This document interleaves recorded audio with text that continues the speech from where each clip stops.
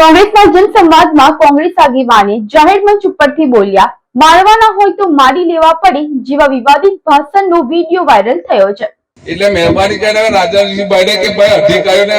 સંજમે લેવા પડશે, એ ઢીલું પોચું નહીં ચાલે, એને મારવાના તો મારી લેવા પડે। ભરૂચ જિલ્લાના આમોદ, જંબુસર, વાગરા સહિતના અનેક તાલુકાઓ તથા વિધાનસભા મત વિસ્તારમાં બીએલઓએ કરેલી કામગીરી બાદ ઘણા મતદારોને નોટિસ કાઢી તેમના દસ્તાવેજો રજૂ કરવા માટેની પ્રક્રિયામાં ઘણા મુસ્લિમ મતદારોના મતની યાદીમાંથી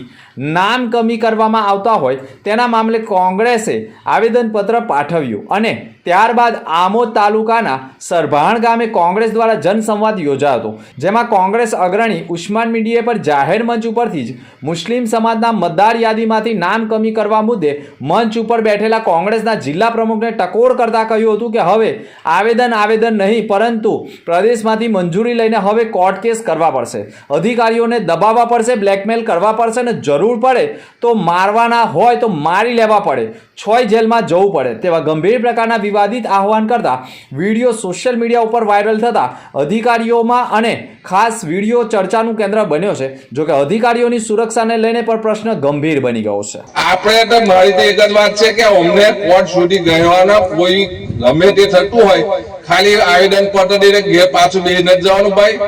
દરેક અધિકારીને કોર્ટમાં ગયોના ને આ વાંધા અરજી જેમને 7 નંબરની દીધી ફોર્મ ભરીને એને તો ચોખ્ખો કાયદો છે કે ખોટી વાંધા અરજી જે આઈપીએલ છે તે 1 વર્ષની સજા છે કાયદો કે તો પછી આપણા કોંગ્રેસના જે વકીલો તેમની મીટિંગ કરો, તેમને બોલાવો, તેમની સલાહ કોર્ટમાં દાખલ કરો ફરિયાદ, એ કલેક્ટર હોય, મામલતદાર કે ગમે તે હોય તેની વિરોધમાં ફરિયાદ કરવી પડશે। જય લગન અધિકારીને આપણે દબાવીએ નહીં, અધિકારી આપણા કંટ્રોલમાં રહે નહીં, એક તરફી ચાલવાનું છે।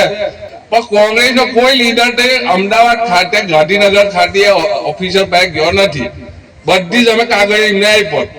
પછી તમે અમારથી શું આશા કરે, આપણે એમનાથી આશા હું રાખવાની। એટલે મહેરબાની કરીને રાજાજીભાઈને કે ભાઈ અધિકારીઓને સંજમે લેવા પડશે, એ ઢીલું પોચું નહીં ચાલે, એને મારવાના તો મારી લેવા પડે।